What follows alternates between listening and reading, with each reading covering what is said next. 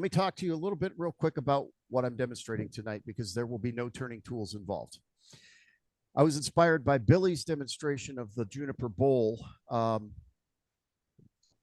to think about, well, what is one of the things that I wanted to learn that my mentor didn't teach me, and that I had to scratch and scrabble and search, and there's just not a lot of resources about it, but it's something all of us do. Was one thing that I wish I had learned before, or when I first started to turn wood. And that one thing is sanding. Nobody talks about sanding except to tell you how much they hate it. Very few wood turners will actually do demonstrations about sanding. So I'm going to walk us through my sanding process for just like a spindle, a bowl, and then a pen. Just because I think it's something that's incredibly useful to every turner, whether you've been turning for 20 years or for 2, and nobody teaches. So I am absolutely open to questions. This is not a, keep your mic shut and don't ask any questions. I want you to ask questions. That's how we learn. And we're going to start with spindle. So I've got a piece of ash on the lathe. Let me refocus here. And I just did some very, very sloppy spindle work, and it's sloppy on purpose. Let's see if I can get you guys zoomed in so you can see.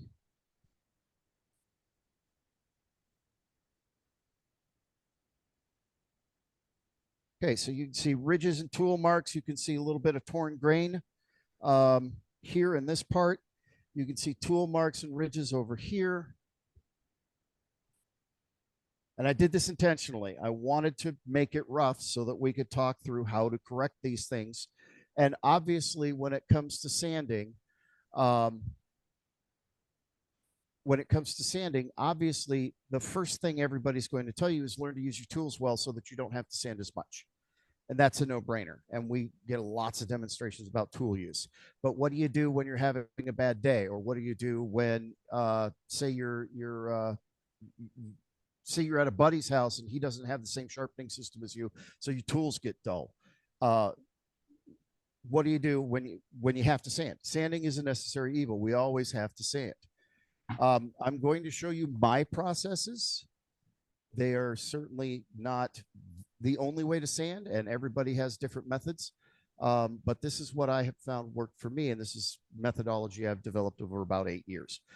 So first and foremost, one of the things I absolutely love Richard Raff, and I love his turning. One of the things that he does that drives me bonkers, it just maddens me to no end, is he never slows his lathe down. Now, he uses cloth-backed paper, and so the paper stands up. My issue is the abrasive that's on your sandpaper, depending on what sandpapers you buy, but it's some form usually of an oxided metal. And heat is going to start to fuse that sanding surface. So ultimately, if you don't slow your lathe down when you're sanding and you're creating all that friction and you're creating all that heat, you ultimately start to burn up your paper, and you end up, rather than sanding, which is intended to remove material, you end up burnishing. Now, it does end up creating a decent finish in a lot of cases. And I mean, Richard Raffin's been doing it for 40 or 50 years. So it must work, but there's much more efficient ways to use it. So again, we've got torn grain, we've got all kinds of tool marks and everything here, again, intentionally. And we're going to talk about ways to clean it up. Everybody talks about grabbing the 80 grit bowl gouge. Well, why do you call it the 80 grit bowl gouge?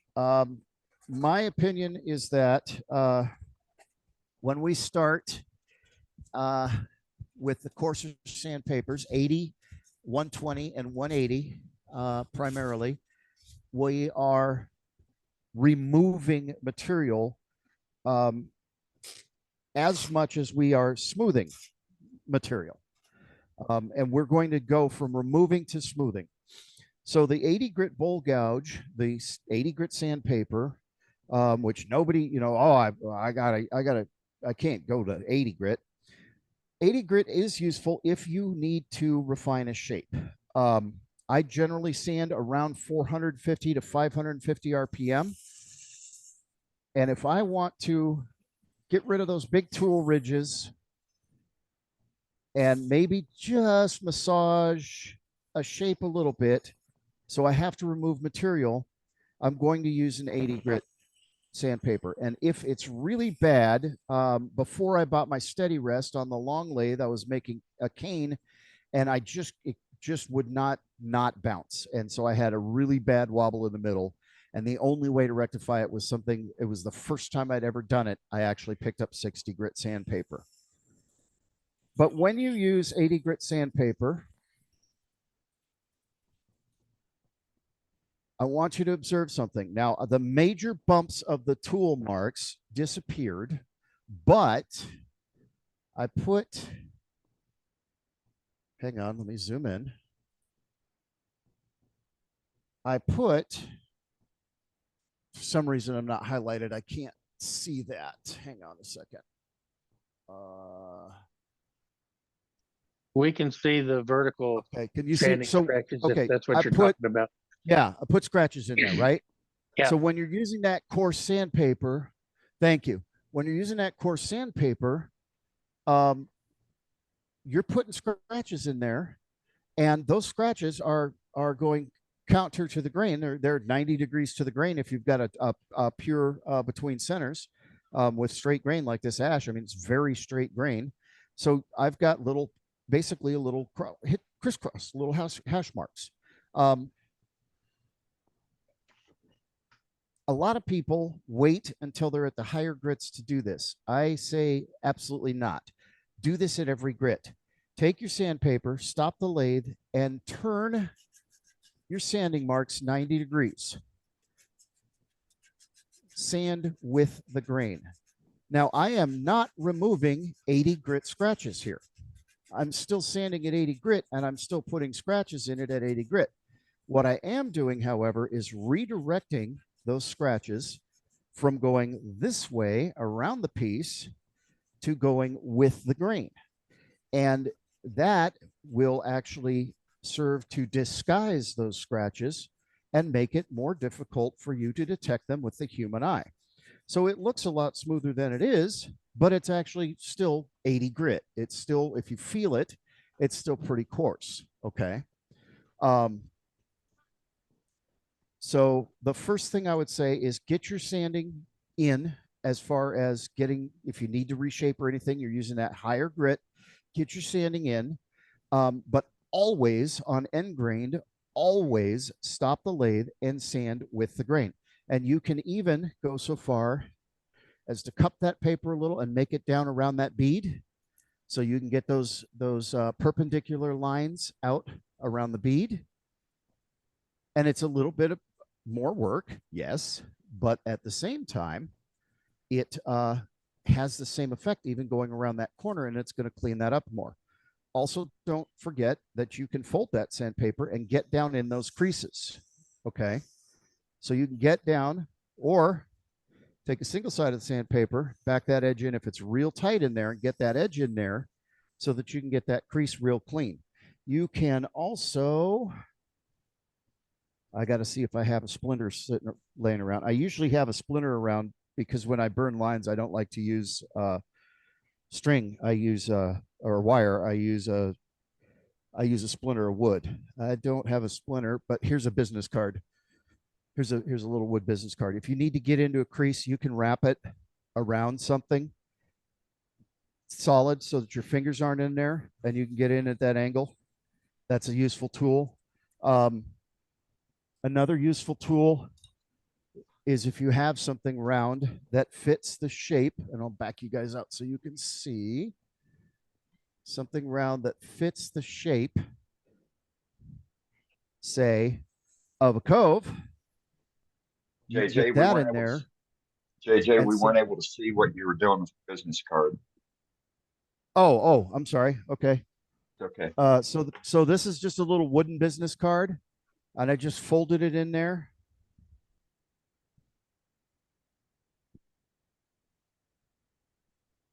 There we go. I just folded it over it and got it in there so that I could get around those corners just like that. So it just gives you something stiff. You can't really get your finger in there. Maybe you're not getting the effect you need with the paper. something thin. A wood chip works really well. A little sliver, just something stiff enough to get the paper down in there. So then when we get into something like a cove here, where you may not want your finger, another thing to think of, and Dane, you pointed this out, is your finger can actually, especially when you're sanding at this coarse of grit, your finger can affect the shape. So you want to have some kind of pad or something behind your finger, unless you specifically, I left a little bit of a bulb here so that I could show how I can get my finger behind it, and just using the density of my flesh and 80 grit, that 80 grit bowl gouge, I just resolved that little bump. I just smoothed it out so that that curve is continuous. Now you should do that with your tool. Okay, but sometimes we don't. Sometimes we miss it. Sometimes we're not paying attention. We get distracted. It's time for lunch. Sometimes things happen. So you can always salvage it, almost always salvage it, by breaking out the 80 grit bowl gouge. Again, get in there, sand with the grain. Redirect those perpendicular circles to with the grain, and you see where you've got these nice long loops of grain here. You can actually sand across that, and you're redirecting into the grain. So your grain isn't always just straight up and down. Here on the sides, just like on the side of a bowl, it actually is changing direction. So pay attention to that and get in there and just pull those lines. And just redirect those scratches. There's still 80 grit scratches. We're just redirecting them along the grain. So that's step one, if I've got to go all the way down to the 80 grit bowl gouge. Now, my personal rule of thumb is, if I think I can get away with starting to sand at 220 or 240, depending on what paper I have on hand, I will step back a grit. So if I think I can get away with sanding at 240, I start at 180. If I think I can get away with 180, I start at 120. If I think I can get away with 120, I start at 80. The reason for that is, no matter how hard you try, there's always going to be that one little pesky tool mark. There's always going to be that one little, there's just always going to be that one little thing that a little bit lower grit would have taken care of. There's always going to be that one thing. So if it looks like I can sand that at 220, start at 180. You'll get it. You'll get that, whatever that little thing is, you'll get it out.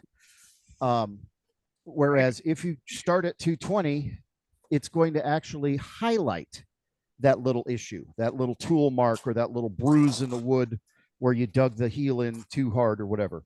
It'll highlight it, and then you have to work harder and sand longer. So if you go back one grit, you should be able to sand that out before it becomes an issue. Now, depending on what I'm doing, if this is a tool handle, this would only get sanded to 320 max. And I will not raise the grain at all. The reason for that is, you got this turning tool handle, right?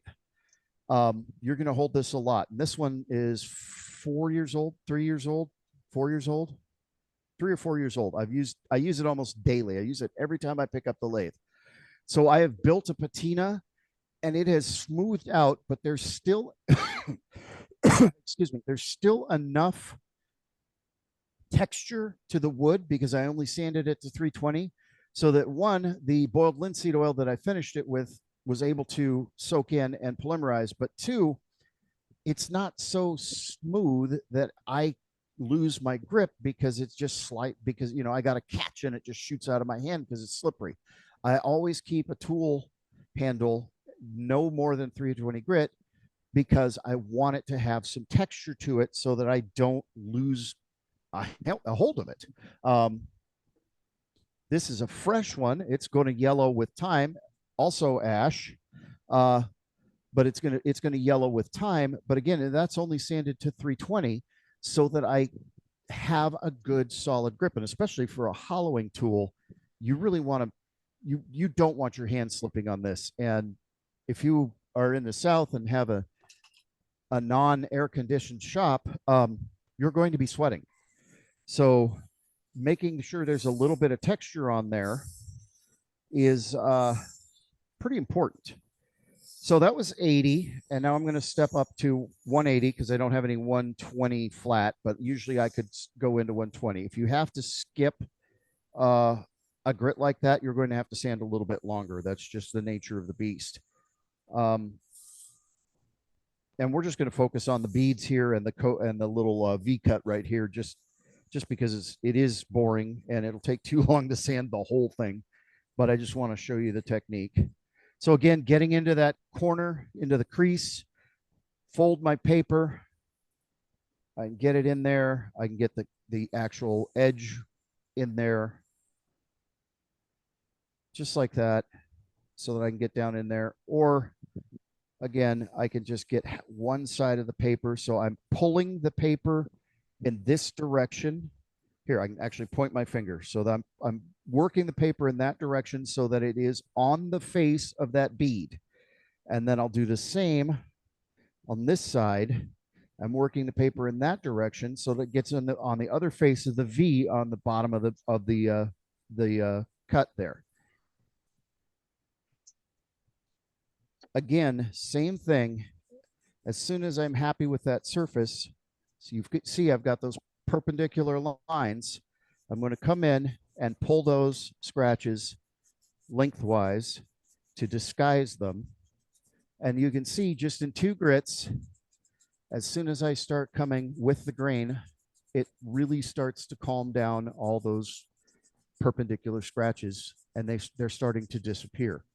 If you don't do this, it can take you a lot longer to sand it. You can ultimately get it down, but you're going to be sanding for a long, long time. And just depending on what you're doing and what you're finishing with, you can case harden or work harden the wood to the point where it won't accept oils. You can actually make it so that it's next to impossible to finish, and you have to keep going back and sand and keep going. Why do I have to rough it up? Why isn't the oil soaking in? Because you've actually work hardened the surface of the wood. You've created enough friction and enough heat and enough burnishing that the cells are fusing. For lack of a better term, the cells are closing off and hardening, and finish can't get in there. But I'm going to teach you how, one of the ways I avoid that. So again, just coming around into the crease and just working out those perpendicular lines on both sides of my beads into the V there. Try to get that cleaned up. And this is where the secret to, hang on a second. This is where the secret to how I get a finish like this into a porous wood, this is where the secret lies. So you can see we've got a really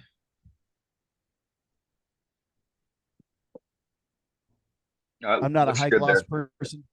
So we've got a satin gloss here, but we have a very, very smooth finish. There's not a nary a sanding mark on this thing. And this is the secret to how I do that. And I can do that with white oak, red oak, harder, denser woods like cherry and ash. We're going to do it with ash. Harder, denser woods like cherry and maple really, really pop. But here's the secret. And I learned this from a cabinet maker on TikTok, of all places. Get it wet. Now, cabinet makers spray it with water. It's called a water pop or popping the grain, right? What you're doing is you're introducing liquid that the wood soaks into the ends of the grain on the end grain, and that swells, right? And then you're going to sand that back, and that's going to give you a smoother surface. I don't use water. I use 91% isopropyl alcohol. And here's the reason. It's liquid. The wood still soaks it up, okay? The wood soaks it up, right? The wood still expands, and you still get fuzzy. It feels fuzzy because it's swollen up, right? But the thing is, water takes about 20 minutes to half an hour to evaporate. alcohol, especially higher percentage, 91% alcohol, 76 works too, but 91's better, is gone with a little bit of air in about 2 minutes. And depending on where you're at in the stage of your sanding process, it is safe to just get your hand on there and create a little friction. I'm just very lightly squeezing it, a little bit of friction to heat it up and evaporate that alcohol. So I have expanded the grain, which I'm then going to sand back again. But rather than waiting for a half an hour, it's already ready for me to step to the next grit. Now, cabinet makers usually will hit it at 180 grit, pop the grain, or raise the grain, or whatever you want to call it. Brad at Brad's workbench, he hates water pop. You're not popping it. You're swelling it up. You're expanding it. You're raising the grain. I tend to agree with him. But they'll raise the grain, and then they'll sand it back at the same grit. Hang on, I'm trying to find my sheet of 200. I think it's 240. They'll sand it back at the same grit. I don't think that's necessary. I go to the next grit. There it is. By the way, if you have a Klingspor near, they have this bin in the back of, I think, every Klingspor store, which is all the cutoffs of their industrial belt papers. And they sell it by weight. And they sell the low end and the high end. And the high end's only $1 a pound more. And so you can get all the way up to, I think I've got all the way up to 600 grit for $12. And a roll of a 2 or 3 foot roll of that's 8 inches wide lasts a long time. So I go right up to the next grit, 240. And so I am sanding back that raised grain and sanding it down to the 240 grit surface. And this is already miles and miles smoother. It's incredible how much smoother it is. You can see it, but when you feel it, you understand. Get in here to these sides. Now, I want you to notice something. I hit it with the 80 grit bowl gouge. Then I stepped up to the then I stepped up to the 180. Then I raised the grain, and I'm hitting it with 240. But the big difference between 180 and 240 is at this point, by the time you get as fine as 240 grit, although you are removing material, you are refining the surface that you created with the lower grits and with your tools. You are no longer, or you should no longer be, removing large amounts of material. At this point, 240 grit up, all you're doing is removing the evidence of the grit prior. You're just refining the surface that you created, the final shape, and you're removing the evidence of the grit prior. And you can see I've got a nice 180 grit scratch in there, so I need to work a little bit more. But another thing I want you to notice is that where I sanded for about 3 or 4 minutes with the 80 and probably 3 or 4 minutes with the 120, by the time I'm getting up here to the 240, I'm sanding for 2 minutes. Or 3 minutes. And the higher grit you get and the more refined the surface is, the less sanding you need to do. Now, this is not going to be perfect because this is a demo and I am kind of reducing the frequency of I'm reducing the amount of work I would do on this just for the sake of shortening the demo, because I want to show you a couple other pieces. But I'm refining the work that I'm doing rather than removing material in as massive a manner as I did with the lower grits. And there are places where you will have to do more work, like down in the creases here. This is always going to have a lot more work to do, simply because it's so tight and it's difficult to get paper down in there. So I don't know if you guys can see it or not, but there's a little bit of a tool mark right here. These are the things that take time. These are the places where you really have to spend time. But if you go through the progression of the grits correctly and take the time to go through each grit, all this nice flat part here and like this down in here in the cove, All this stuff sands really fast, and you can spend time in the tight spaces. So we've got JJ, yes. JJ, we got a question asking Yes. if you were sanding in reverse. Okay. Good question. Thank you, Joe. Another trick I do is I do reverse the lathe, and I'm in spindle orientation in my head. On pens, I always reverse the lathe. On spindles, I do and I don't. Let me explain why. And actually, ash is a really, really good wood to use as an example. Let me grab the end of a piece of ash real quick. Should have a cutoff over here. Of course I don't, because that would be too easy. Here, I got some red oak. Okay. One of the things that I have worked through and thought through over the years is understanding what the structure of a grain of wood is. And this is end grain. This is red oak, which is similar in texture and density to ash. So you can actually see the ends of the tubes here. Grains of wood, the structure is actually essentially a bundle of tubes. Red oak is notorious. If you make a bowl of red oak, it's notorious for sucking the finish right through the end grain, right? Well, that's because it is extremely porous. And some pieces of red oak you can actually hold up to your mouth and blow through. It's a bundle of straws. That is what the structure of a piece of wood is.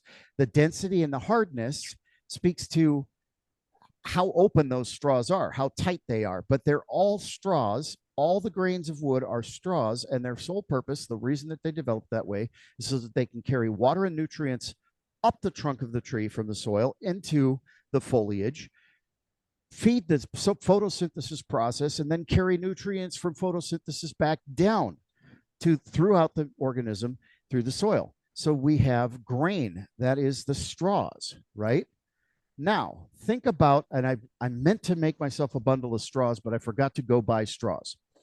So I'm going to use my fingers. Think about straws, right? Straws are round. All those little grains of wood are round. Now, if I'm spinning those grains of that bundle of straws toward me, and I'm sanding, right, and it's spinning towards me, and I'm just grabbing one face, right? Well, think about it. If I'm just grabbing one face, I'm going to leave a sharp edge on the back face.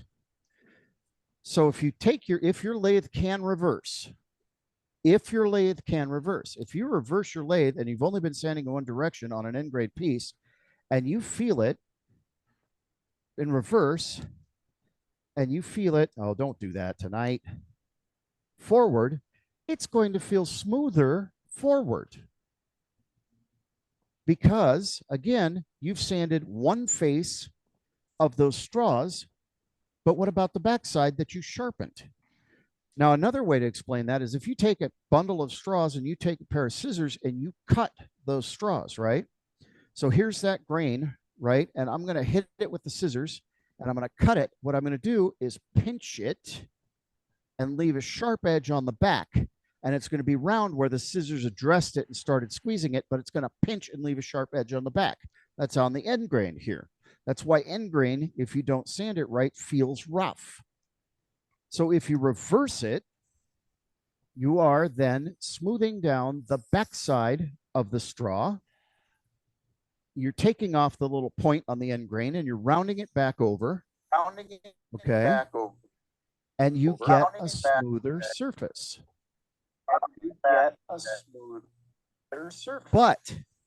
But if you cannot reverse your lathe, you do not have to do this.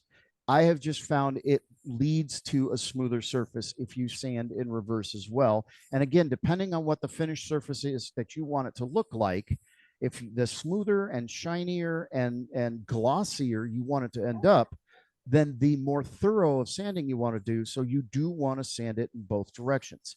Now, again, I always sand pens in both directions. You will never not see me sand a pen in reverse. On a spindle, like a tool handle, a lot of times, especially with tool handles, because I want to keep texture there, I won't reverse it. I will leave one side of the straws a little bit sharper than the other side, just in order to maintain a higher texture. Again, if you sand in both directions, then you would sand with the grain after sanding in both directions. Get down around these edges. And another thing to think of too is when you pull the sandpaper this way, you're lifting the grain. When you come down, you're smoothing down the grain. So when you come this way, if there is raised grain to remove, you're going to remove more of it sanding this way than if you go this way and you're laying it down into its own hollow, the hollow of the straws. So you want to do it in both directions and pick that up and put that down on that end grain. You definitely want to go up and down with each stroke sanding on the ends when you're doing like the beads and the coves when you get down in there, because you are sanding end grain there. Thank you, Joe, for reminding me. Now, here's where I take it another step. I already raised the grain that was going to absorb liquid and stand up and get fuzzy and need to be removed. It already was swelled up and I already sanded it back.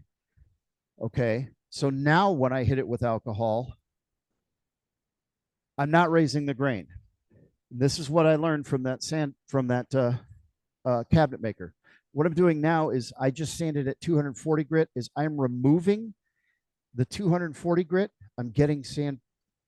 It's ash. You can barely see it, but I'm getting sanding grit off of here so that when I sand at 320, I don't put 240 grit scratches back into it that I then have to sand out. Make sense?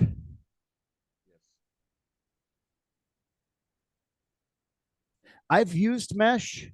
I have gone through every brand of sandpaper I can think of. Right now I'm using Klingspor, but to be very honest with you, and they don't sponsor any turners.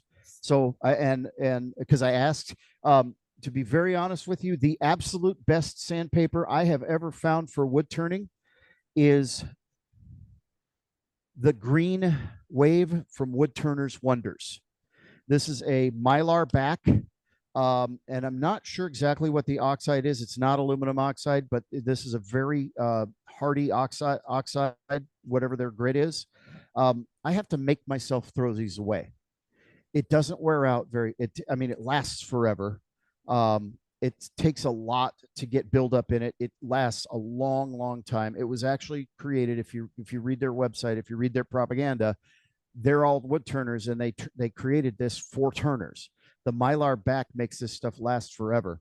And I have literally used the same piece of 180 grit on 12 projects before I finally said, you know what, I need to throw this away. This can't be good. But it's still sanding. But so my number one sandpaper, the best stuff that I found is the Woodturners Wonders, and then the Klingspor. And you can't argue that Klingspor is not great sandpaper. It really is. All right. So one thing about using the Klingspor's big grab bin is that you get standard grits most of the time, but sometimes you get a little bit different. So this is 360, not 320. So we just sanded at 240. So we're going to go up to the 360.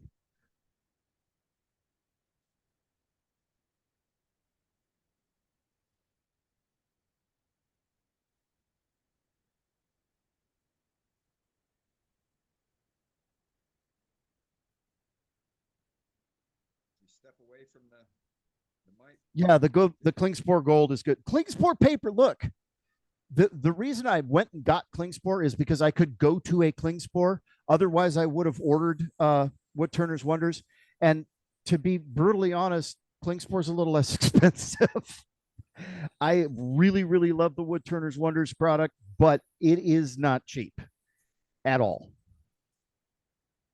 But when I'm doing my higher end pieces and stuff, the art pieces that I want to put in a gallery or something, that's what I use, because I know I know exactly what results I'm getting from it. And I know it's going to be the best results I am capable of producing. That's just my personal opinion. Again, I don't get sponsored by either company, but when I can't get the Woodturners Wonders, or I don't have time to wait for a shipment, Klingspor is my go-to, especially since it's a 30-minute drive. So sand it in reverse, sand it in first. Now I want you to notice something. I don't know if you can see it or not. Can you see the little glints? See where it's starting to shine? Getting a little brightness off of that. Can you see that? I'm not seeing it on myself. I don't know if you can. I can see glossy spots. So I know that I'm starting to work this too much. I'm working it too much because I'm demonstrating. So I'm at 320. And at this point, again, although I am removing material, it's good sandpaper. You can see dust flying off of it. I don't want to move it. I don't want to work it very hard. I really don't want to work it a lot at this point. I should have already gotten all the major dings and things out of it, but I'm starting to work harden it. This is starting to work harden. This is starting to case harden. So at this point, I have decisions to make about what I want to do, what the purpose of this piece is. Do I want it to get shiny? How far do I want to take this? Now, again, this is say this was a candlestick and it's a part of a set of 3. And they're going to be for a Christmas sale. Does this need to be glossy? What's the point of the piece? How far do I need to go? This is 360 grit, which is a pretty fine grit. At this point, I can use an old wood turning trick. Grab a handful of shavings, kick my speed up to about 1,000 RPM, and I can burnish it.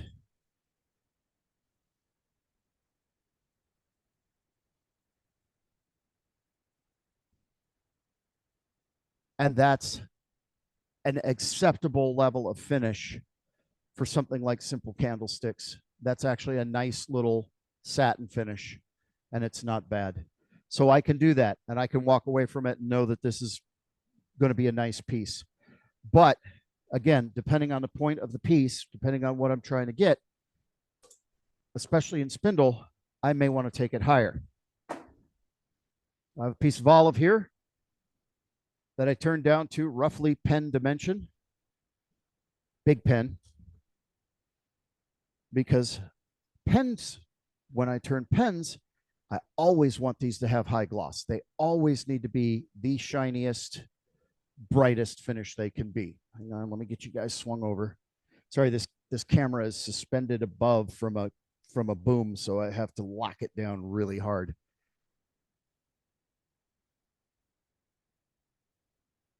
So this is a piece of olive, and this piece doesn't have any tool marks. I worked this really as finely as I could so that there's minimal tool marks. I mean, there are tool marks, but it's minimal. This is a decent tool finish. So here I could probably get away with starting with the 260, which is why I'm going to step back to 180. And again, that's just my personal practice. You do what works best for you. But for me, if I step back 1 grit from what I think I can get away with, that's generally more than sufficient. Again, slow the lathe down. Now, when you start sanding, you'll see I step back a grit and you'll see there's unevenness. You'll see scuffed spots and bright spots, highs and lows. When you cut really fine with a very sharp tool, I've discovered, Mark Soleil style, my pulse rate actually translates into the wood. So what you're seeing here is my heartbeat as I was cutting this piece of wood. It's not drastic. Again, I stepped back to 180 because I figured I could get away with starting at 240, and I should, sanding in both directions, be able to take that down with just 1 pass of my 180 grit paper. Again, remembering, thinking about the bundle of straws, we want to take down the high spots on both sides of the straw and smooth it out. And so here, going in both directions, I've actually removed those lower spots from my pulse. They're gone. And then always, absolutely without fail, always sand with the grain. When you're making a wooden pen, there's no grain in acrylic. There's no grain in resin. When you're making a wooden pen, sand with the grain. There's no grain with acrylic and resin. There's no bundle of straws. And so you don't have to reverse. It's a little bit less work if you're turning a resin or acrylic pen or even a resin or acrylic bowl.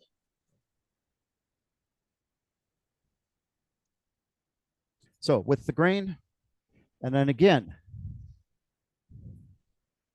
something I do between every grit. So here, what's olive wood, it's oily, it's very dense. I'm maybe not raising much grain at all. There might be some absorption and some raising, but I am definitely cleaning off that 180 grit before I step it up to 240.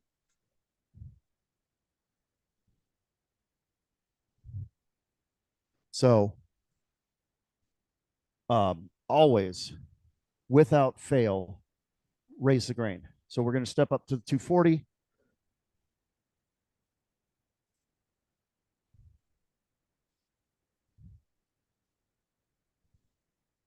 I'll tell you something else too. If you work with your hands a lot, if you're in your shop a lot, if you're in the trades, your skin, you have calluses. And depending on whether or not you use products on your hands, those calluses are rough. After I get above 320 grit, I generally do not put my fingers directly on the wood because I run at about 150 to 180 grit with my calluses. And above 240 or so, my skin can actually scratch the surface of the wood.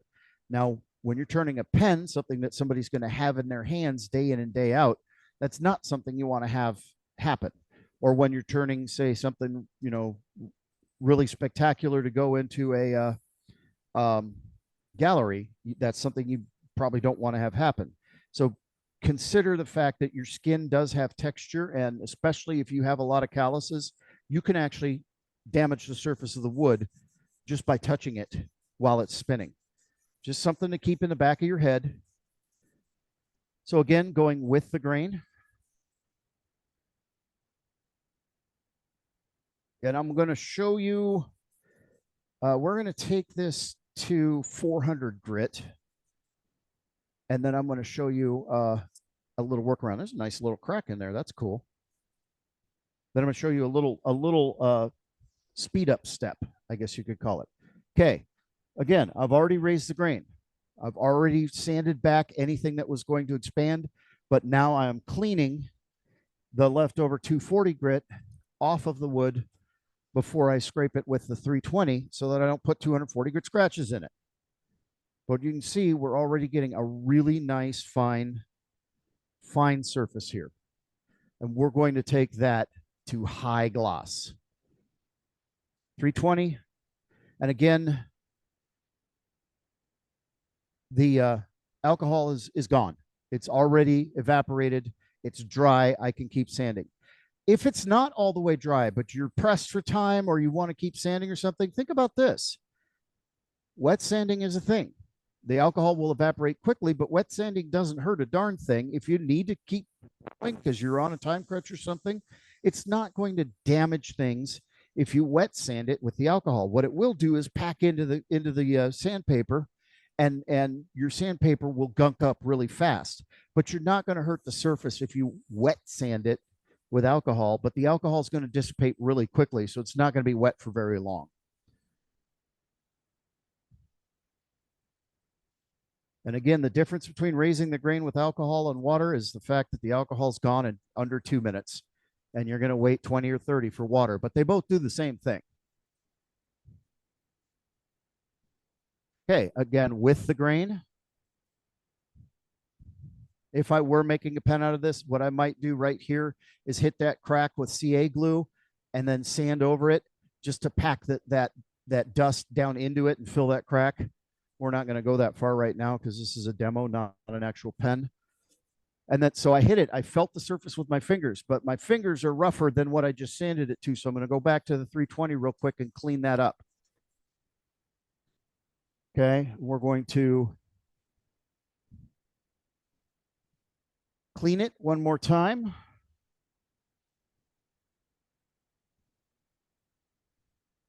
This, by the way, is about 12,000 grit. You can actually sand, it's really buffing with a paper towel. And a paper bag is around 8,000 grit. It's a great burnishing tool. Paper bags are fantastic for burnishing. Let me find a piece of 400. And the last piece we're going to do a bowl or a bowl shape. That's 360. Where'd the 400 go? Because cross grain is going to give us a little bit of a set of different challenges. But I'm going to show you how I overcome that. 400 grit. Lathe was already in reverse, so we'll start in reverse.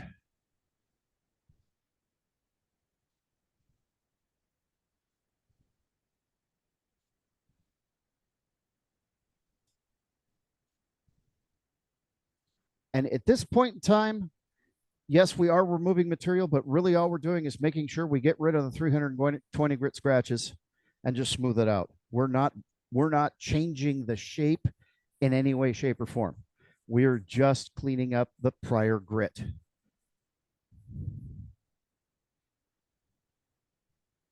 Now here, I can make a couple of choices. I can go to 600 and then 800, which is more sanding time, or I can go right to my finishing process. 400 grit is a pretty nice fine surface, or I could take that even higher without a whole lot of work, which is what I prefer to do. And I like to use Brad's Workbench sanding paste. And that's all I'm going to tell you about it, because I am sponsored by them and I'm not trying to sell anything. This is just what I use. So this is a sanding paste. Now, 6 of one and half a dozen of the other. You can put sanding sealer on here and it works and it does things, or you can not. This is a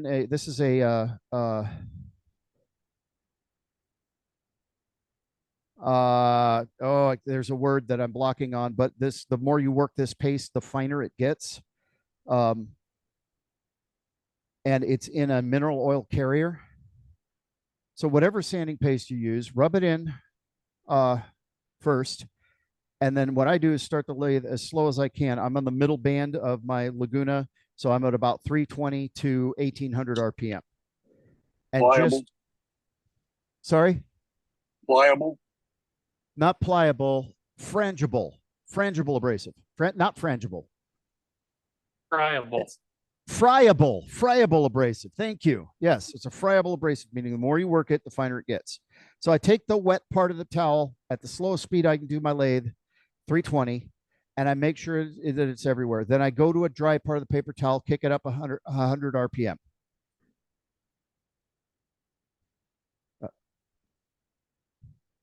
Okay, and I'm removing material. You can see a little bit of a stain there. Flip it over, kick it up another 100 RPM. Now you can do this with sanding sealer and you can do it without sanding sealer. I get almost identical results either way. I think it depends on the wood. For a piece of olive, this is olive, sanding sealer wouldn't make much of a difference. Clean part of the paper towel, kick it up another 100 RPM. With this particular sanding paste, in my experience, by the time I'm at 1,000 RPM, it's done its job.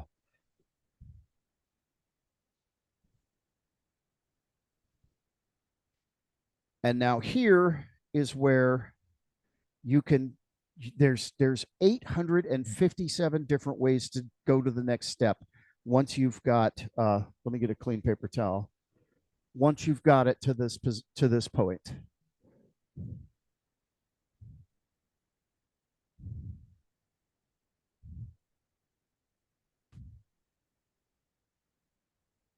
So that is a nice satin gloss finish. And the way I judge the glossiness of my pieces is by how tight that line of reflection is. The sharper that line is, the glossier my piece is. Now, my process, again, through a lot of trial and error, that is Brad's Workbench sanding paste. It is Brad's Workbench on Etsy. And you can find him on all the places. My process for finishing is from this point, and again, this is a lot of trial and error. I've used a lot of products, and this is what I've just gotten down to resolving what I have found to be the finest finish for me. I do CA finishes. I don't prefer CA finishes. One of the reasons I don't is because wood moves, and I took this to Wilmington with me. It's somewhere over here. Wood moves and CA glue doesn't. And especially if that pen gets used on a daily basis, it's going to expand and contract, but the CA won't, and you can get a crackle. You can get that CA start to break up and crackle and shatter essentially on the surface, and it looks horrible. So I prefer wax polishes. Hang on a second. I also finished my finials this way. I took it to Wilmington with me for my demo. And I have to figure out what box it's in. So what I use is the Hut Perfect Pen Polish System, PPP. Here it is. And these are wax and abrasive sticks. This is the semi-gloss stick. Not sponsored by Hut products. But this is, again, through a lot of trial and error, this is what I found creates the finish that I like the most. It's durable. The pens that I carry, that I made, I use this system exclusively. So this is the semi-gloss. Just put it on, use a paper towel and buff it down. It is removing material. It is still an abrasive.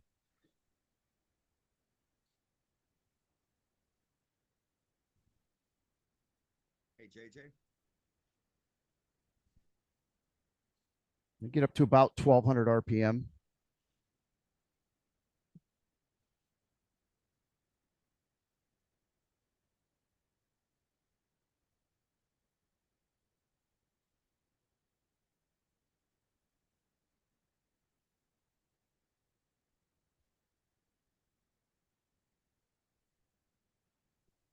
So that's the semi-gloss, which is pretty glossy, and you get a little buildup of wax. If you see it, you come in, buff it, kick your lathe on again.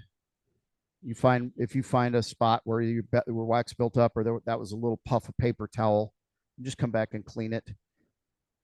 A lot of old timers at this point will use rags. I'm not a fan of how unsafe using a rag is on a turning lathe. So I tolerate the paper towel fuzz. This is the high gloss, again, perfect pen, PPP, Hut PPP, perfect pen polishing system. You can see my last pen was F. Yes. So just when you're using your products, don't identify whether it's sponsored or not sponsored, okay? Okay. Okay. Again, wax-borne abrasive. Okay. And this is carnauba wax. So it's very, very, very durable.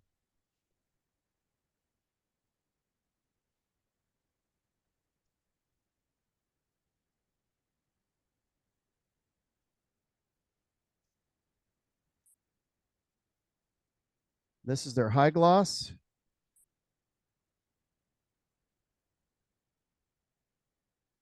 And again, I finished my finials this way too. I had someone tell me I can never get an ebony finial to look like that. Well, this is how I do it. And then the last, how fast are you turning that when you're 1200? That wax? 1200. 1200? Yeah. It's an abrasive polish, so that there is heat, and it's wax, so there's heat involved. So the faster you go, you get too fast, and you're just going to spin it off and spray it everywhere. The last, I don't think Hut makes this product anymore. This I bought in 2021. But this is Crystal Coat. It's a microcrystalline wax in a shellac base. And once I finish this bottle, they don't make it anymore. I've got to find, probably I'll try Shella Wax. I've heard really good things about Shella Wax. This is my final step. And this microcrystalline wax hardens as hard as CA glue, but it's still a wax. So it still has flex to it where CA doesn't. You see, I only put 1 drop on there. That's literally all you need. Work it around, kind of make sure it's spread fully. And then again, right around 1200 RPM.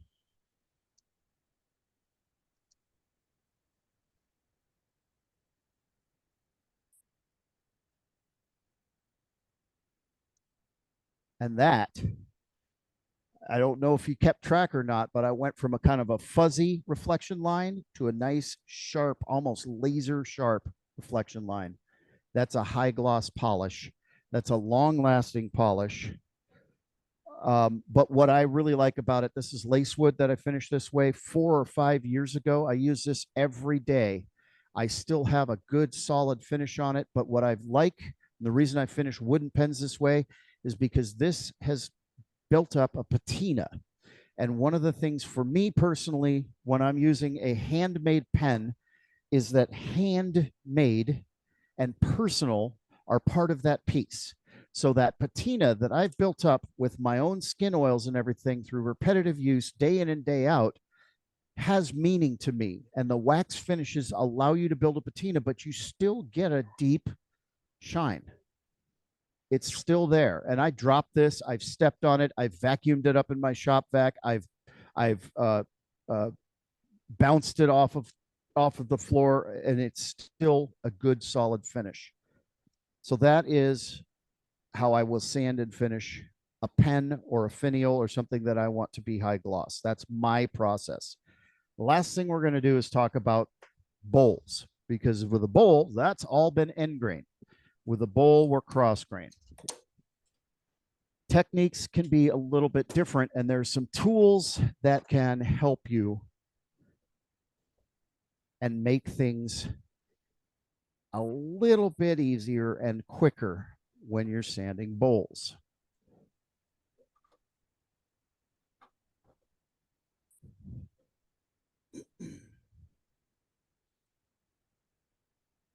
Again, because I do reverse the lathe, if the collar of your spindle has that little flat spot, let me get you over there. The collar of your spindle should have a flat spot where there's no threads. Your chuck will have a grub screw. Hang on, I'll drop my Allen wrench. Yeah, the chuck has a grub screw right there. Right there. On some side of your chuck, it'll have a grub screw. If you are going to do anything in reverse, tighten that grub screw. That does 2 things. First of all, if you're like me and you're working and you want to check something and you got to stop the piece, I grab the backside and stop that. Well, when I'm turning a bowl, if it's a fairly big bowl, this one's small. If it's a fairly big bowl, there's a lot of weight there. There's inertia.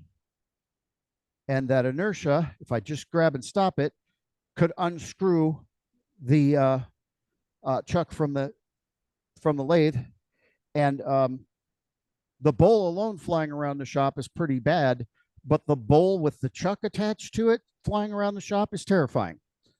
The other thing is, you can, if you put too much force or you get a catch or something, if you're turning in reverse, or if you're sanding in reverse, you put too much force, you can actually unscrew the chuck right off the lathe. I always recommend sanding in reverse. Oh, this has got a woodworm screw on it. I always recommend sanding in reverse. Okay, that's good and tight. So I will always say lock the grub screw. Now, my old Delta does not have a flat spot. I can't use the grub screw, so I almost never use it in reverse. But you could put it on the outside if you're sanding that has a spindle on both sides. I could put it on the outside for reverse. I could unscrew it from the inside, put it on the outside, sand it in reverse on the outside. So there's still a way to do it.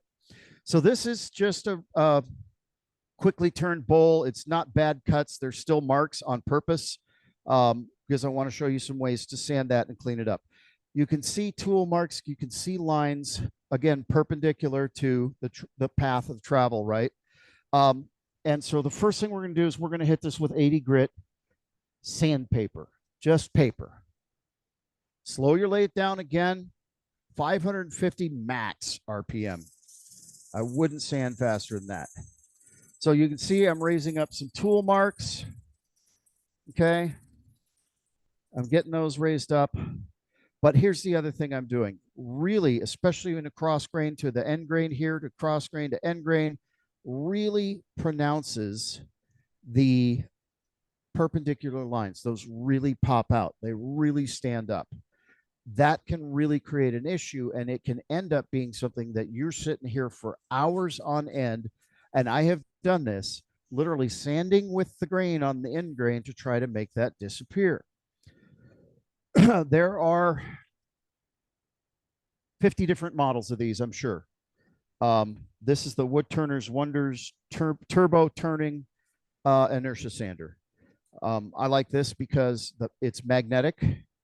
So this little C-ring, usually in the Sorby style, the shaft goes through and it's held on by this C-ring. And if you don't have this little tool, you can't change your mandrels. Here it's magnetic. I can swap it out. That's really useful. The other thing I like about it is that the bearing here is enclosed, where the Sorby style is open, and so that can pack up with sand. I've burnt up 3 of those just because they've packed up with the dust. This is enclosed. It doesn't get in there, and I don't have that problem. So this works really well.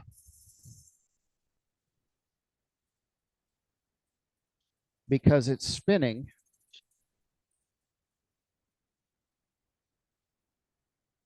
Okay, so it's spinning, and so instead of these perpendicular lines, you get a much more random pattern. You're going to get scratches at 80 grit. You're going to get scratches, but they're random.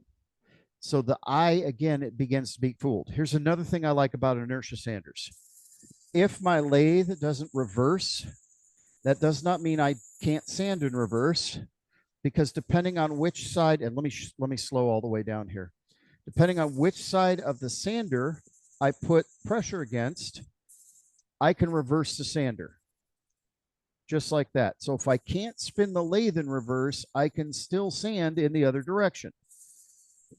That's really useful. Here's the other reason I like inertia sanders.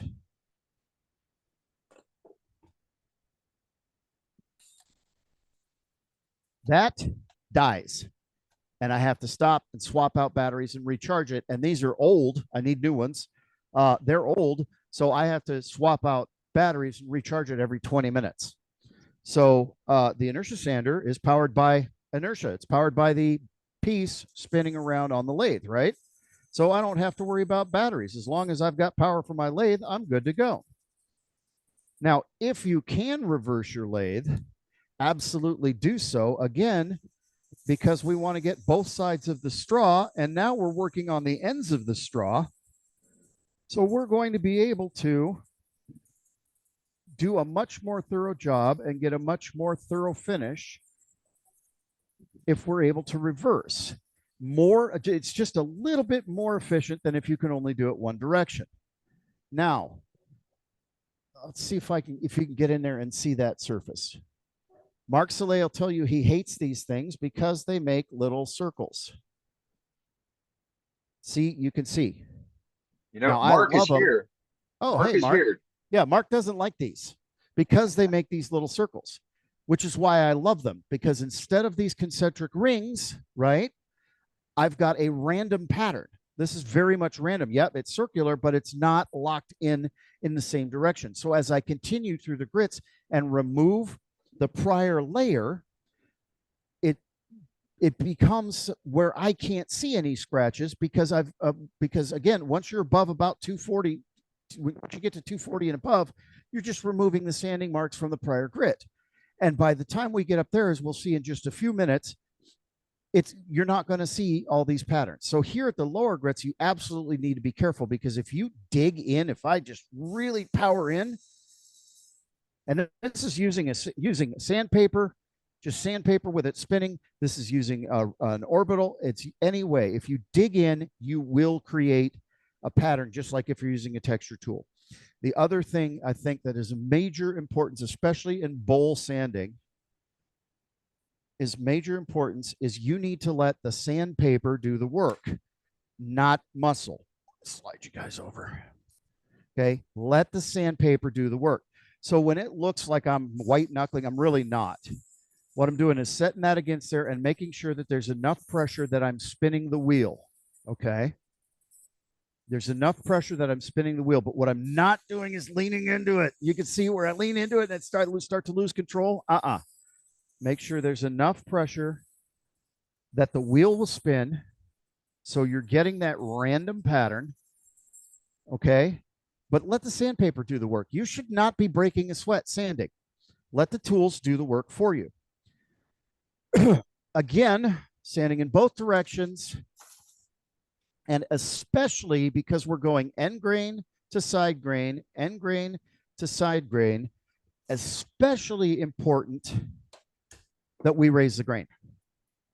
It is absolutely essential that you raise the grain, or your side grain will always be smooth and your end grain will always look like it's just not as good. It doesn't clean up as well. Why doesn't it work? Well, because you never raised the grain and sanded back that grain that's going to swell when it absorbs finish. Come in with a paper towel, wipe it away, get any of that remnants. And you can see a little bit of fuzz raised up here. I think I can see it. I'm not sure if you can or not, but you get a little raised fuzz from that liquid going in and that grain absorbing it. Again, alcohol works better than water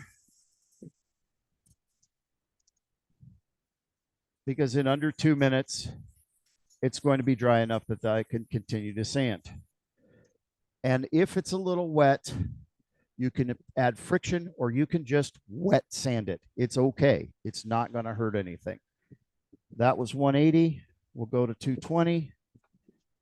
This is where I ran out of the green wave, so I've got Klingspor. Also good paper. Again, I'm just putting enough weight on there or enough pressure that I'm getting that inertia. But I'm letting the sandpaper do the work. And likewise, if you're using a drill, if you're power sanding, just put enough pressure in there so that the sandpaper can do the work. Inertia sanding takes a little bit longer than power sanding, simply because it is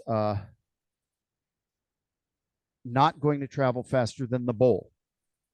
The sandpaper isn't going to move faster than the bowl at the fastest point. So at the narrowest point, that's as fast as I'm going to get the sandpaper to move because of the way the physics of a wheel.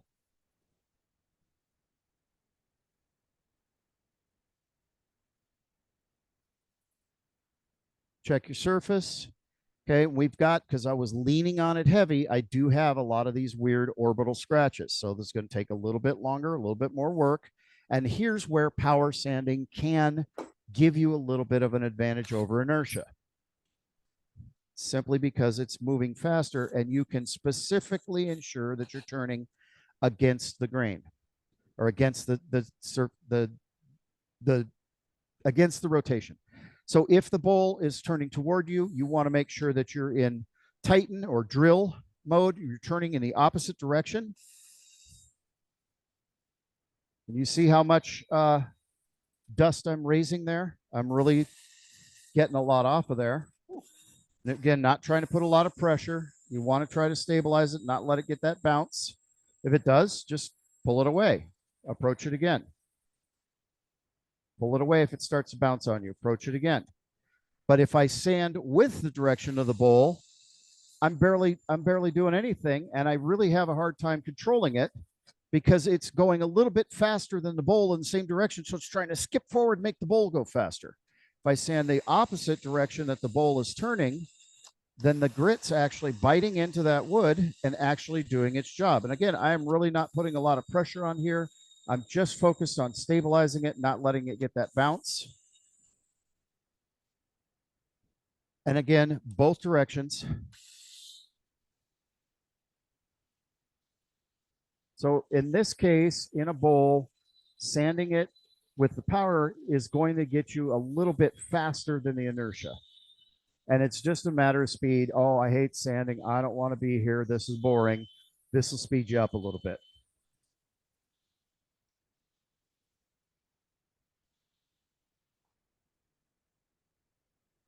We're starting to get there. Now, this bowl has cracks. I purposely left it there so that we could look at it. And the reason is those were shaggy and those were catchy and they were hairy. And as you work it, especially in both directions, now I can run my hands over these little cracks. I haven't bothered filling them, but there's no, unless I dig my nail in it, these are smooth. I've sanded both sides, approaching from both directions. So this is no longer a sharp edge.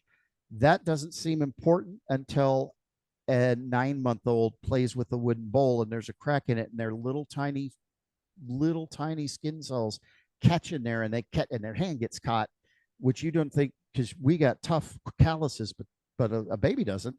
And a baby could get their fingers cut in this little tiny crack, which doesn't seem like it makes a lot of sense, but I've seen it happen. And I was embarrassed that the poor baby got their hand caught, but I didn't learn how to sand thoroughly. And there was a rough edge there that I couldn't feel, but that little baby sure could. So if you don't feel cracks, and then a lot of my pieces I don't, a lot of pieces of cracks or features, you still want to make sure that those edges are soft and that nobody's going to get caught on them.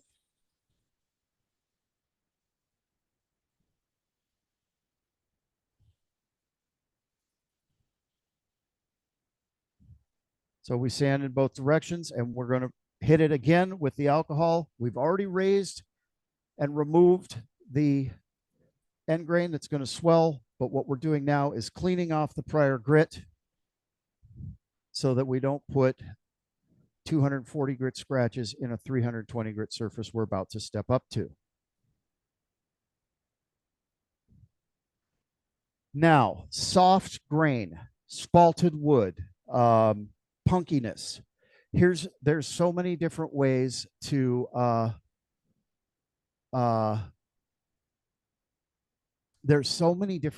deal with this. One that I have found to be most effective, I learned from Captain Eddie.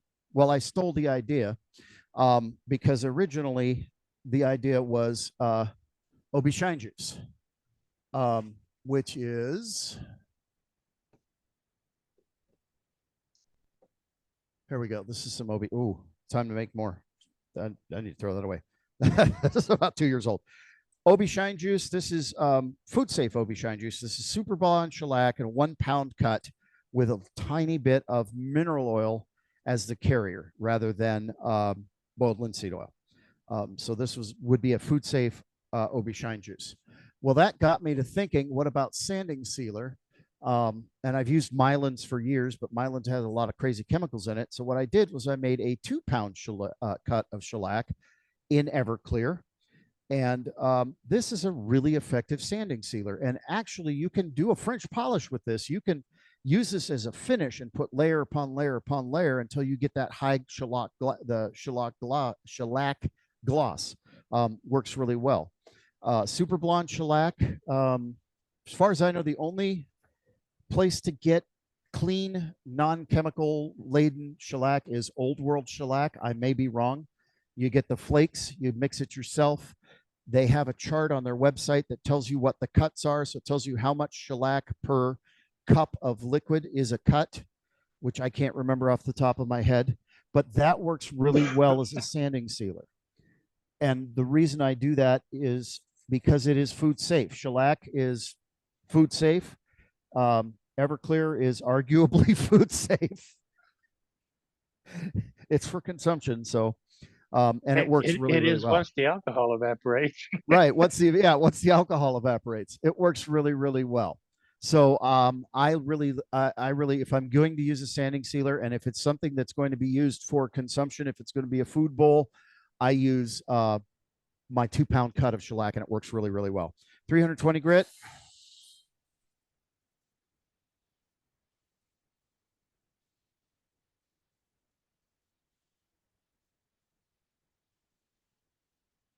Now, Mark, you'll be disappointed. I am out of 800 grit sandpaper, so I'm not going to be able to go to the random orbit sanding by hand.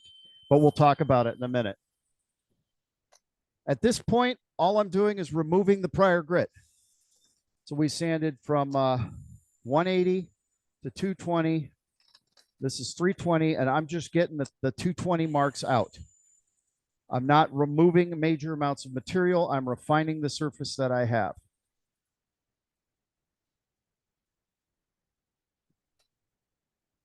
And that's really all the more sanding I need to do at 320 grit.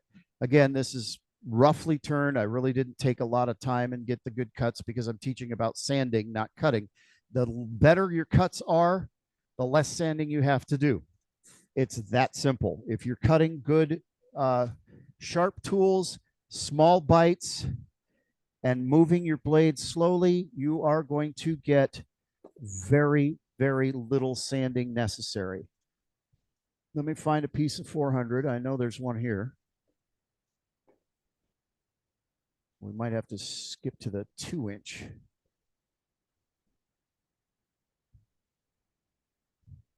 Now, our British brethren, I think it was Wayne Clasper that was talking to us about sanding sealer before, oh,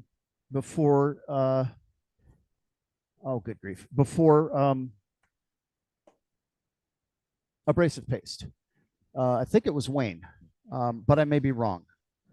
But certainly, depending on the kind of finish that you're looking for, if you're trying to get glossy, I do highly recommend that you put sanding sealer on before you go to an abrasive paste. For the kind of bowls I make, I generally don't do that because I'm not looking for a super glossy finish. And again, with the brads, because it's got the mineral oil carrier. All right, we're gonna do flat 400 because it's got the mineral oil carrier. It really works well whether you put sanding sealer on it or not. It's 6 of one, half a dozen of the other. What is your preference? I get good results both ways. Once we're up to 400, it would be best if I had a disc. I think I'm out of 400 discs. Time to make another run of Klingspor. But what we're doing, go ahead. No, there was nothing. Sorry. Okay. What we're doing is removing again the 320 grit. We're removing the 320 grit marks. So we shouldn't be creating many parallel lines. But if we are, if we simply, with our 400 grit, follow the grain pattern of the bowl, we can get rid of those really quickly. Okay. Really quickly. Just by simply tracing the grain, just tracing that pattern. So here on the end grain, we're going to go in a half circle. Here, as we come around the side grain, we're going to go a little bit more of a straight line and follow those grain layers, just like that. Okay. And we're going to kind of come around and get rid of all those little perpendicular lines. So here, normally for me, I go to the sanding paste. You can also then go, instead of sanding paste, you can go 600 grit, and then you can do random orbit with 800 grit. And as Marcus demonstrated many a time, the random orbit pattern, meaning you just take it with your hand and make little circles randomly, a random orbital pattern. At 800 grit, the random orbit pattern, although it is scratching the surface in very, very fine grit, the human eye has very, very difficult time perceiving those scratch marks. So it makes it look like there is no sanding. There's no scratches. It works. Try it. It actually works. I usually go to the sanding paste. Again, you can sanding seal, you cannot sanding seal. That's entirely up to you. I really feel, at least with this particular sanding paste, I really feel like it's 6 of one or half a dozen of the other. This stuff works really, really well. Lathe in the appropriate direction at the slow speed. and just using the wet side of the paper towel, which you just used to rub it in, just make sure you smooth it out. And as far as I know, this is the same process with any sanding paste. Kick it up another 100 RPM. Clean part of the paper towel.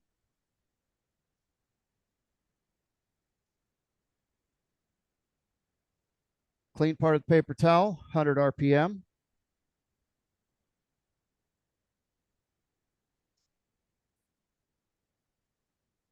And you can, I hope you can see that we're already starting to get reflection. Yeah, let me see where you can start to see the reflection of the paper towel. That surface is getting nice and smooth. Another 100 Yep. RPM.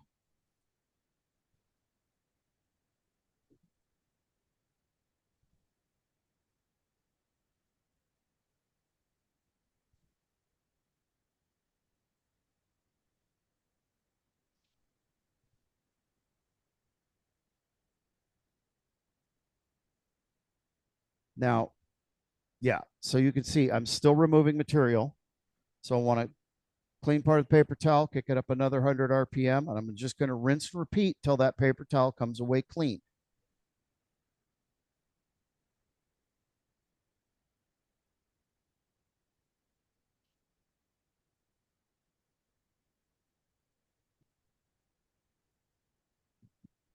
And in general, by the time we're at 1,000 RPM, it's done its job.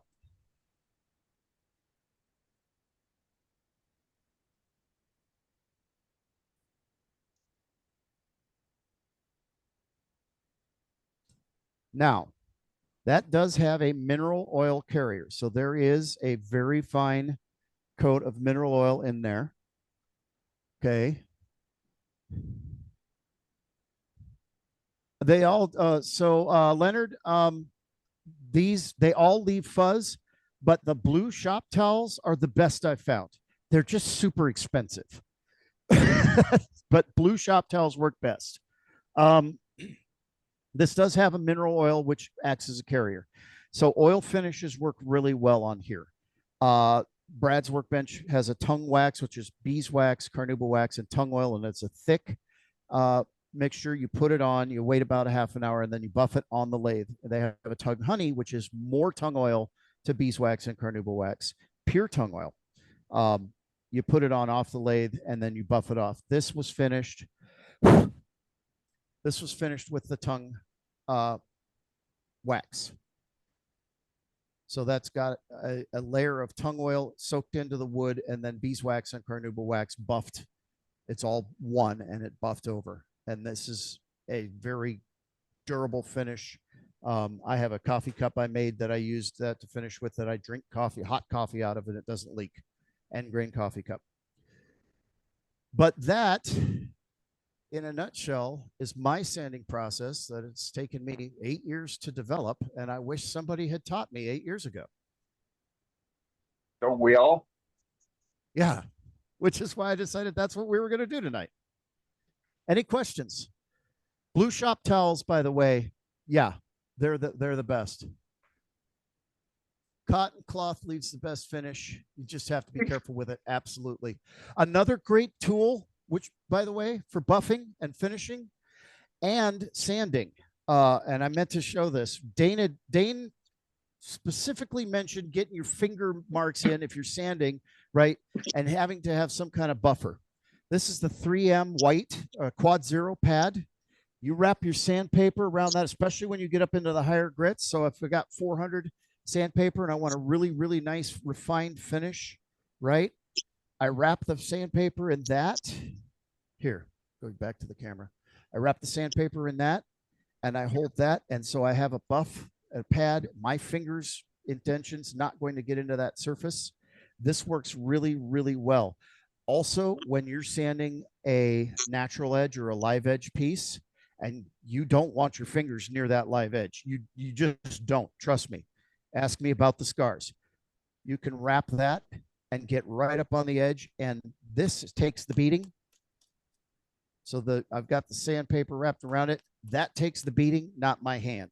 Another thing you can do, especially if you got to get into close spots or something, is if you have these little sanding mandrels, 2-inch or 3-inch, as you can put the sandpaper on that, there's no rule that says you can't hold it by hand and work into those little spots. Or if you're hand sanding, especially those live edge pieces, hold it with this rather than getting your fingers in there. And this is a lot easier on your hand to hold this and do the hand sanding rather than getting your fingers in there. And it, especially if you got the arthritis, it almost eliminates the cramps from sitting there with a piece of sandpaper. And oh, come on, sitting there. Yeah, with I do that all the time. JJ, it works very well. Hand sanding, yeah. These little mandrels are great. The I think these are Klingspor. They're fantastic, and they're not expensive. Hey, Joaquin, Yes, sir. that was a very enjoyable evening. I'll tell you. Thank you. I'm telling you the truth. That really was. This demo brought to you because I refuse to sand my juniper lace pole. Hey, another thing too. I bought these. I bought a bundle of these at Klingspor, and I think it was $6 or $7. Go to Lowe's or Home Depot, find the floor buffers, and you can get a big disc of this stuff, of the white Quad Zero, for like $4, and it cuts with a pair of scissors just fine. There's no abrasive to this, so you could save a lot of money by getting the big floor buffer discs of this exact stuff, 3M Quad Zero, at Lowe's or Home Depot. Saves you a lot of money. You said something about using the buffing pad for using your hand on it. You know, there are transition pads between that pad and the actual sanding disc that of different densities, and those work out really well for transition pad for pads to hold rather than involve an entire mandrel piece. Yes, there are. And if you're looking for something to contour to your work, those different densities of pads will make the contours a little better. Remember, if you're sanding and what you have won't contour to what you are turning, like if your piece is slightly warped or it's got a nice figure going to it, or it's fruit wood and it's actually went football on you, hard sandpaper will skip areas and you'll end up with highs and lows. And of course, highs and lows means you have scratches, no scratches. It means you got a dull spot, a bright spot, dull spot, bright spot. And as you cross the room looking at it, they glint at you. And if the piece smiles at you, it's wonderful. But if it smiles and it's got one tooth missing, it ain't so good looking. So I like the transition pads. And there is, if the transition pads get to clog up a little bit, put them in the jacket that you wear in your turning, zip up the pocket and put it in the washing machine. Boom, Yep. It's clean. I used to do that a lot with my sanding pads when I did ink pens. I would never throw sanding pads away. I'd put them in a vest and wash the vest. Vince Welch, who does and distributes sandpaper, he hated me because of that, because I would get one load of sandpaper from Vince every year and do a whole year off of it, because I'd keep washing and cleaning it up. Because once you learn that if you look at the sandpaper and it's clogged, it's no longer sanding, it's burnishing. And you're no longer removing material, you're polishing material. So you got it. I just learned, just stick them in the thing and put it in a wash machine. Matt, household cleaning. Yeah. Matt, household cleaning, where the floor buffers are. Gotcha. Also, Thanks. yeah, floor care. Also, this is barely processed rubber. This is a sanding belt cleaning stick. It's a giant eraser. Boy, belts and people that sell sandpaper hate those things. That cleans sandpaper. Yeah, only the people that sell sandpaper hate them. Yeah, Show it that again. cleans sandpaper. Show it again. It's just this I got on Amazon. I think it was $4 or $5. It is a 2x2x12 belt cleaning stick. It's just raw rubber. It's a giant eraser. You can literally use eraser pencil. You can also use your tennis shoes. Yep, you can. They wear down though. Your wife will be mad at you, but Yeah, they wear down. But all you do is that. Especially if you use hers. That's it. And like my Sorby sharpening system, it's a belt sander. The belts last 3 times as long. I Indeed. use that on my drum sander, on my belt sander. I use it on I have everything. a smaller one. Yeah, I have a I use small my, one attached to a stick. I use mine on the disc sander and the belt sander too. Yep. Yeah, I have a buddy who has a surface sander, a surfacer that he uses instead of his planer, and he probably saves $60 or $70 a month because he has a Yeah. eraser stick. Oh, yeah. It's a great tool. Right. Just clean the eraser off. If it loads up with the eraser, clean the eraser off. Yeah. Yes. All you do is butt that into the wood. Well, also- and for that, just a nylon brush, a stiff bristle Yeah. nylon brush, and just Or an old toothbrush. Yep. The link Yeah. to the cleaning stick is in chat from Amazon. okay. Any other questions? Yes, this is Mark Chalet. Hey, Mark. And I drifted off a little bit, but there's one thing that I've learned that makes a huge difference. I do a lot of finials and everything. And when I'm in between shapes, I have one rule: never ever fold a piece of sandpaper over and then try to go in between shapes. Because if you do, you never get down in between the shapes, and you will Right. always leave a burnishing mark or a Yep. burn mark in between shapes. So I use it like dental floss. I hold it and I do one side off of a single sheet Mhm. and then go to the other side Right. and do it. So what he's saying is keep it thin, don't fold it, and pull it back like this, like so you've Right. got your hand on either side, and That's that will correct. get it to fit in the crease. Absolutely. And you will not get that burn mark down in between the shapes. Absolutely correct. Sure. Absolutely correct. Any other questions? All right. You got any other questions, folks? Well, Got a JJ, comment? Yes, sir. comments? Yeah. Most turners would think we're a wood turning club. Please bear with me. They would say, why the hell are you talking about sanding? All right. It is a process which we use to finish our wood turning. And the worst thing I can see is a great piece of wood turning art that is poorly finished. Really, I have lost friends over people handing me a piece and say, what do you think of this? And they're very Uh-huh. proud of it. And I haven't have to reel myself in. I'd say, nice, when you sand it out, it's going to look great. They were done because they didn't understand what I see looking at it are all the lines and marks and voids and stuff. And then I I said, did you wet it to puff it up? Well, why would I wet it? Why would I puff it up? And I sanded it with such and such, and it was slick as a bear. And then yesterday I opened it up and I had some fuzz all over it.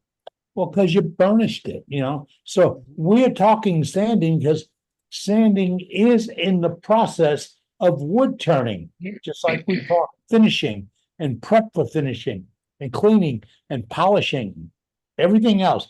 It all begins with the chainsaw and ends with a gorgeous piece of wood. So at Worldwide Woodturners, we're talking step by step. And none of this is locked in stone. It's all up to interpretation.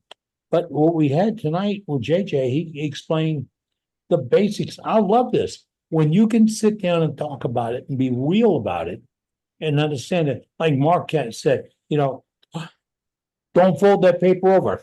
I want you to fold the paper over. I really do. And then take it and brush it against the side of your face. Right there. Nice tender part of your face. Well, except for Billy. He didn't have any tender parts up there. But brush it right there. And feel how hard that is when it goes across your face. And tomorrow look for little red marks. Then just take the regular edge of paper and do the same thing. When you fold it over, thank you, Mark. You see, genius comes at us in different ways. When you fold it over, you fractured it and you created knives, little knives. And that's what's happening. those little knives to dig it in there. And once they dig it in low down, then that knife is now not cutting, it's burnishing. You got to understand where his wisdom comes from. His wisdom comes from practicing and being there. And he's right on the money. And don't think you're going to be wasting materials. Somebody sets up blue paper towels. And you waste blue paper towels. I get blue paper towels, but I've never used a full-size blue paper towel in my shop. I immediately take it to the bandsaw. Thank God for bandsaws. And I cut it in maybe a 2 or 3 inch roll, right on down the line. That's all I ever need. If I need more than that, I'm doing something wrong. But my final pass is not going to be a white towel because I want the lint. It'll be a blue paper towel, and it holds fluids better, buffs off better for polishing and waxing and applying and all that. And it's not a waste. I went to Trout's demonstration at SWAT maybe 15 years ago, where we were showing C8 on turning a bowl. And a bunch of jaybirds in the front row were mocking his demonstration. A bunch of club members who just were pissy, pardon the term. But and the guy said, you know, how many rolls of paper towel are you going to waste on that thing?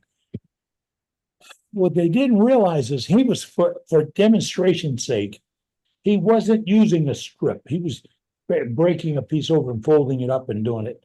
But when you look at your own shop, a 2 inch wide roll folded over would do the same thing that the full sheet rolled over.